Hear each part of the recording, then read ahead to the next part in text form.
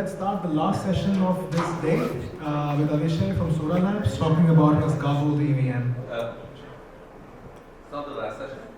There's 3 more talks, right? Oh, yeah, okay. The last chapter. Yeah, Thank you, Akash. I'm happy to be here, and I'm Avishay from SodaLabs.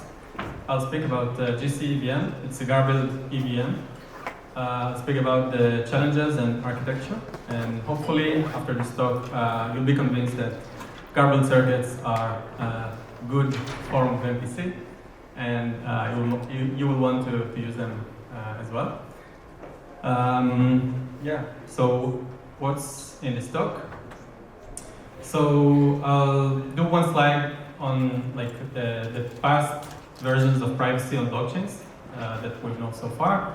Then I'll speak about the challenges of integrating blockchains with privacy solution.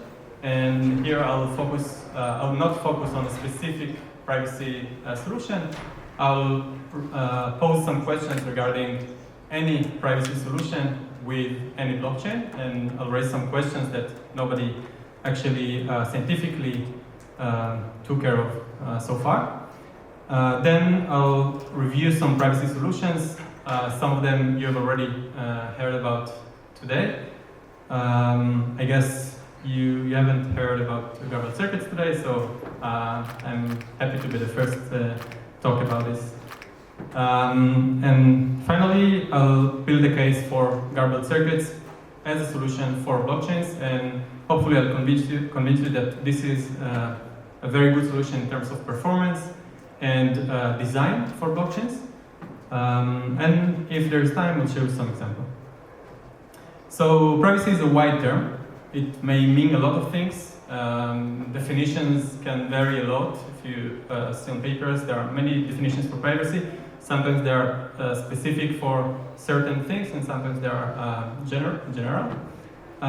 But many times they are divided into 2 other terms, like anonymity and confidentiality, where anonymity is more of the metadata privacy, and confidentiality is more of the data privacy. So if you think, for example, on a WhatsApp application, then anonymity means that you want to hide the persons who speak with each other, the communicating parties, and confidentiality is about the messages themselves that you want to hide from any trusted server.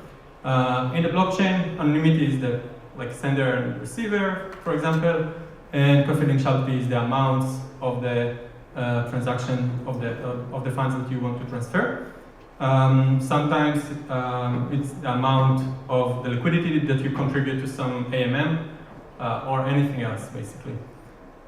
So the history of privacy for blockchains can get back already to the days of the Bitcoin inception. So the world of blockchains, we can divide it into UTXO based model and account based model. So in the UTXO we have Bitcoin, which has no anonymity and no confidentiality.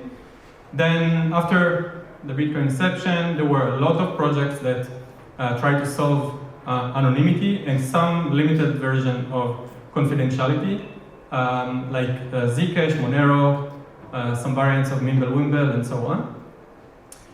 In the account-based, we have Ethereum, which basically inherited the same privacy properties of Bitcoin. So there's no anonymity and no confidentiality. There are many ZK-based protocols to solve anonymity and partial confidentiality on Ethereum, and basically they implement the same techniques that were implemented for Bitcoin, the same techniques basically as Zcash, just on-chain in a contract on Ethereum.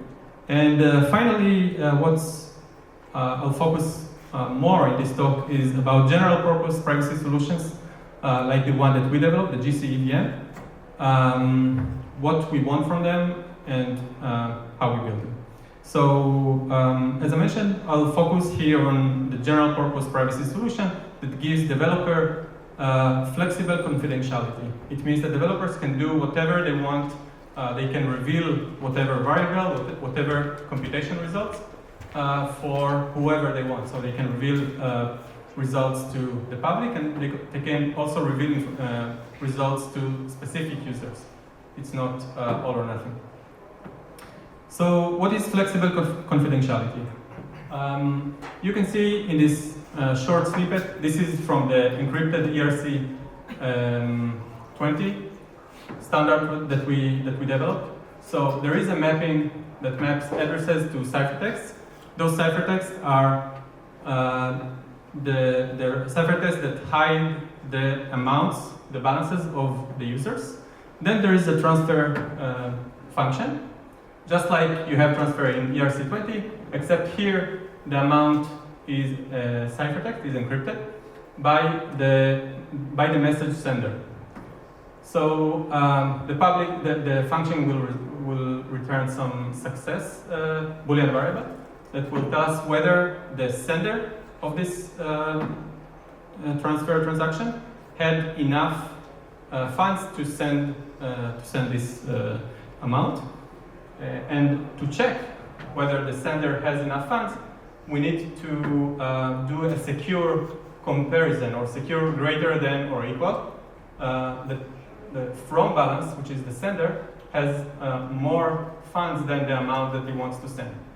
This is where we actually need to do some operation securely. Except this operation, there are other forms of data encryption that are more classic. So basically, we have data encryption in motion and at rest. These are the two classic types of data encryption that the industry already used for decades. But a new form of privacy is data encryption in use, which is the one that we introduce here in the gcEVM, and there are some other quite new solutions that also introduce them using different techniques.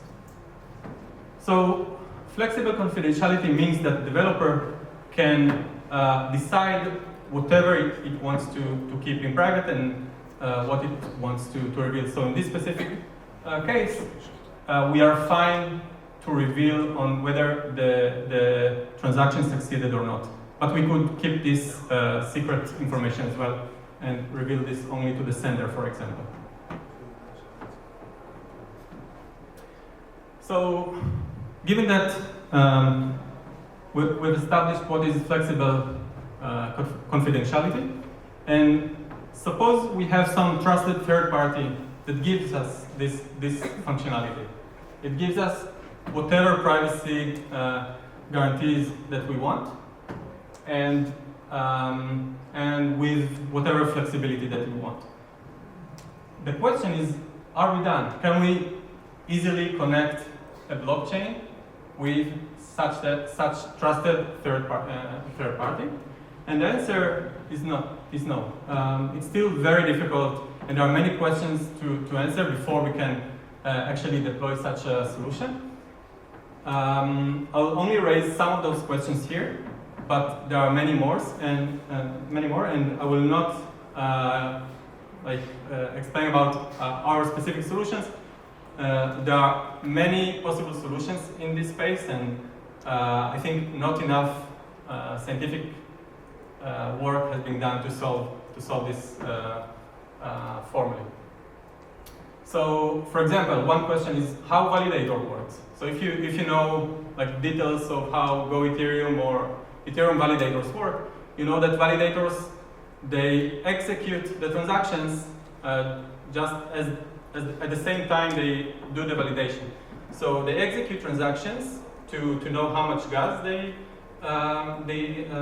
spend, and also to produce some the new state of the blockchain, so that the new state or state root of the blockchain will be in the header of the new block. But if we consider some arguments of transactions that are secret, then validators can no longer execute those transactions, right? Then how can they build a block if they cannot execute those transactions? So there must be a solution for this, of course. There are other questions. For example, should a trusted third party be blockchain aware? Should it run a node of the blockchain and do some operations based on what he ran? Or should it be just completely outsider and just respond to commands from the blockchain nodes. Again, there's no right answer here. There is a concern that the blockchain nodes will somehow collude, and I mean, if we take this trusted third party as a completely external party and just responds to commands from the blockchain, then there is a concern that blockchain nodes will collude and ask the trusted third party to decrypt, for example, decrypt information that should not be decrypted, or to change the value of some information that was not dictated by some transaction in the blockchain. So if you integrate blockchains with any privacy solution, doesn't matter what privacy solution, you need to take care of those problems. Another question is, how long would the trusted third party wait before it decrypts values? Even though there is a decryption operation in the transaction, it may end up in a block that is not final, right? So should it wait until this block is final, or should we speculate and decrypt even though it's not final? This is relevant, obviously, also for threshold decryption, threshold signature as well. And lastly, how to ensure that ciphertext remain in a way that could not be abused by other users and by malicious contracts. So because it's a public blockchain, transactions can be seen by everyone, and transactions contain ciphertext. So if I send a ciphertext inside a transaction, then everybody can see that ciphertext. And if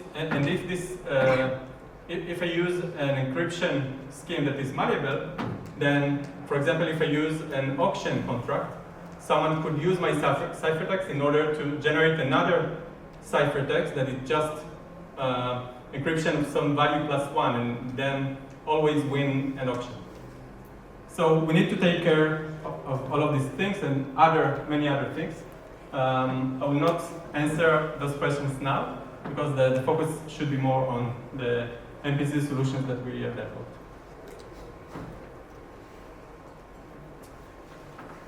So now let's break it down and do not assume that we have a trusted third party. First, let's see what are the properties that we want from such party before we implement it. So the first thing is flexible confidentiality, as I mentioned before. We want it to be easy for developers to use it and to decide what should be private and what not, so that it will be easy to build applications and to use it. The second thing is to avoid having single points of failures. So there's another slide about it. So for example, this eliminates TE-based solutions, because if you have one TE, then you're risking availability. If you have multiple TEs, then you're posing a lot of single points of failure to your system and risking privacy for the users. Then we want it to be verifiable. This means that even if, I'll speak about MPC solutions. So even if all the nodes of the MPC collude, you still want to not break correctness. It's fine if, it's not fine, but you will live if at some point there is a very strong attacker who managed to corrupt many of the parties in order to break privacy, but you want to make sure it can never steal your funds. So verifiability is very important. And performance should align with the underlying blockchain. So if the blockchain is, for example, it has high throughput, like Solana, then you still want to keep up with the pace of that blockchain. So let's review the high level of the solution alternatives. So we have zero knowledge. You heard a lot about zero knowledge today. I'll not expand too much about it. So the pros is that it's completely trustless. Users can store their information in their phone and never disclose it to anyone except selective disclosure of whatever they want. The cons are that its functionality are limited. You cannot store, you cannot have proofs on shared state that you don't know the value of, right?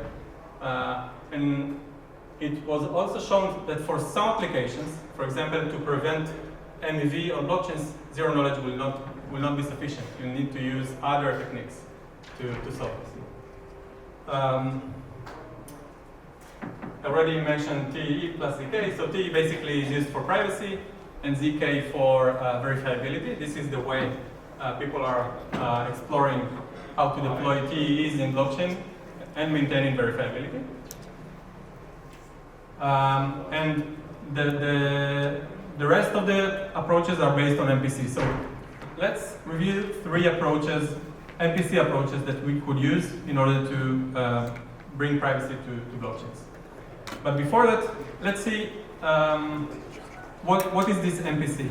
MPC does not mean that the users themselves will participate in an MPC protocol with other users, because we don't expect users or EOAs to be available for the length of the protocol, or even to be available when some contract needs to operate on their values. So the idea is to use MPC as a service and to delegate the inputs to an MPC solution where there is a bunch of nodes that keep the privacy of your inputs. And whenever there is a need to do some computation on your input, they will do it on your behalf. So in this case, for example, there is a user who wants to send some value to the blockchain, and that blockchain uses some MPC solution, which has an underlying assumption of T out of n, secret sharing, for example. So that means that there is a threshold assumption that if an attacker attacks more than T of the n nodes that run the MPC, then privacy is broken. But as I mentioned, we still want to have verifiability. So even in this case, correctness is still preserved. Then the user has each user has a secret key, K, and this key is also shared with the MPC nodes. So whenever the user wants to send value to the blockchain, it will first encrypt it. It will first encrypt it using that key, and whenever the MPC needs to do some operation with that value, it will decrypt it inside MPC and then use it. Okay, so the idea is that every user, so whether every user has its own key or not depends on the encryption scheme that you use. If you use public encryption scheme, then there could be one key, but if you use a symmetric encryption key, then you'll need to use a different key for each user.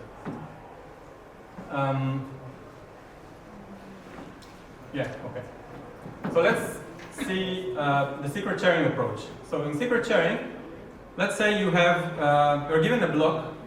The block is full of transactions, and those transactions contain some ciphertext. And each transaction triggers some smart contract to do some operation on those ciphertext. And overall, you can look at this block as, or you can compile this block as a huge circuit. It could be an arithmetic or Boolean circuit. And then after we have this circuit in our head, we can run a secret sharing based MPC protocol, which basically looks at the layers of the circuit as linear layers and non-linear layers. And whenever there is a linear layer, it means that the parties can do the computation on their own. And for non-linear layers, for example, if you need to compute multiplication, then the parties of the MPC need to communicate, and after they finish the computation of this layer, they can go on to the next layer. So computation using secret sharing based MPC will alternate between linear and non-linear layers until the computation is done. Then FHE-based MPC. Actually, in FHE you can do all the computation locally. You don't need to interact in order to compute. So there is some special key called evaluation key, but there is one operation that requires the parties to communicate. So the computation, let's say you got a block, again you represent it as a circuit, and you start doing local computation until there is a point where you need to do decryption. When you need to do decryption, the decryption key is shared among a large or among a set of parties, and every node that do the local computation needs to access that network of threshold decryption network in order to get the decryption result. So the computation is quite similar to the secret sharing based approach, but with much less kind of interaction than secret sharing. But still, there could be scenarios where there might be there could be a sequential decryption operations that need to be run one after the other, and then because there is a lot of round of communication, the latency will be large. Besides that, computation is quite heavy, and ciphertexts are large, which impose some performance issues when integrating, even with performance needs of Ethereum, which is not very performant.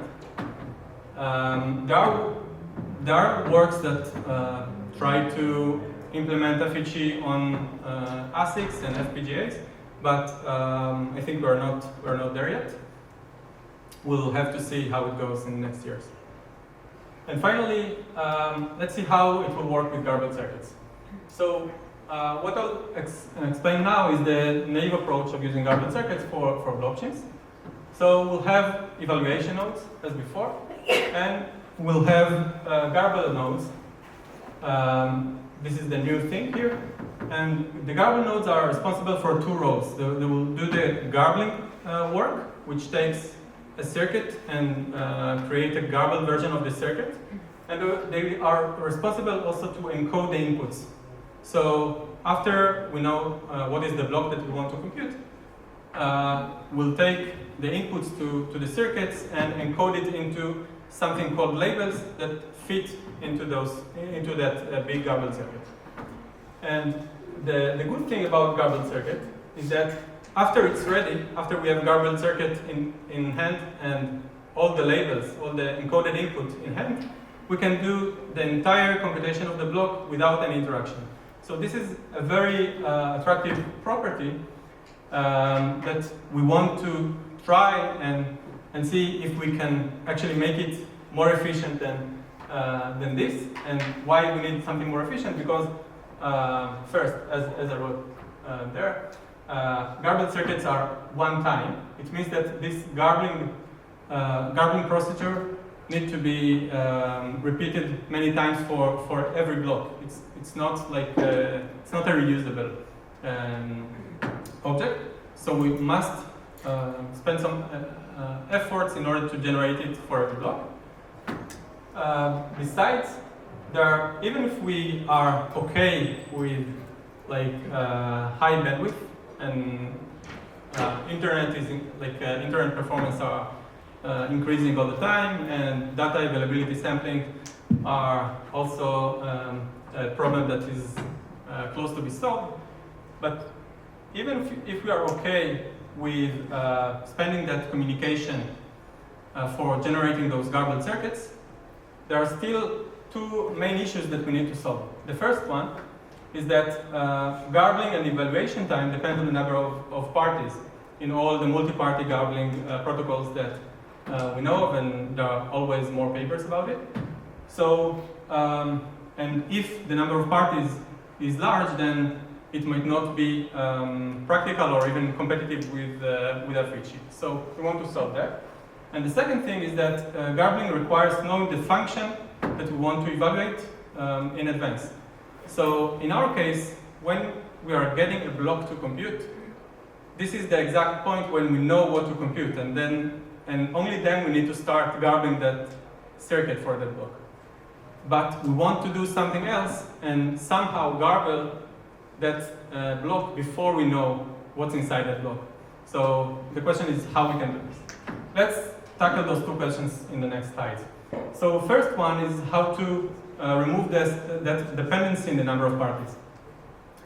So we deviate from the trivial line of research of multi-party garbling that was started in BMR in the 90s and WRK less than 10 years ago. And we went back to the original YAO idea and separately distributed the garbler and the encoder roles. So now the garbler is some entity that generates YAO garbled circuit, and YAO garbled circuit was meant only for two parties, so it does not depend on the number of parties when you want to evaluate it. So that garbler entity, which is a distributed network, will generate that garbled circuit. And then, and then the encoder, which generates the labels to fit into this garbled circuit, will also be a distributed entity. And therefore, each of those entities now, the network that garbled the function, and the network that encode the inputs to fit to this garbled circuit, they're both operating separately. And then after we have a garbled circuit for the current block, and we also generated the garbled input using the encoder, we can work as before, give it to the evaluator, and then the evaluator will execute the entire block without any communication. The good thing here, when we separate those roles, is that both the garbling phase and the encoding phase are independent of the number of parties. Also, the encoding is very fast. The encoding is I'll show you in the next slide. The encoding is the phase that happens when we get a new block. So it's good that it's very light, both in communication and computation. However, we still remain with bad communication, bad communication complexity because of a large constant in the garbling phase. So our next goal would be to use a garbling based MPC that is independent of the block. So we can do all this operation in an offline phase. So already? Oh, last slide. Okay, so good. Okay, so what we'll do is to garble only atomic functions rather than entire blocks. And the idea is to take all the opcodes that exist in the virtual machine that we are running on, and to garble each opcode on its own, and to manage an inventory of all those small garbled circuits. And only in real time, when we get the block, we can assemble all those garbled circuits into one big garbled circuit that resembles all the entire block. And we can do this using soldering, and at real time we can continue and compute the entire block without interaction. The huge work in order to generate that garbled circuit can be done completely offline, independent of the block or the number of parties. So this is the best thing we could achieve. And yeah, so let's go to next. Yeah, I'll finish here. Thank you.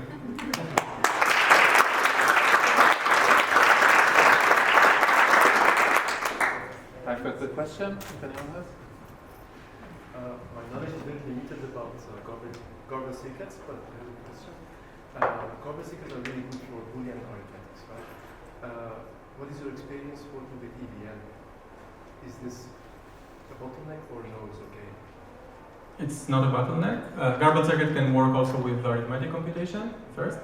And second, we can emulate all EVM opcodes into Boolean circuits as well. So we already did it. So communication is not too heavy?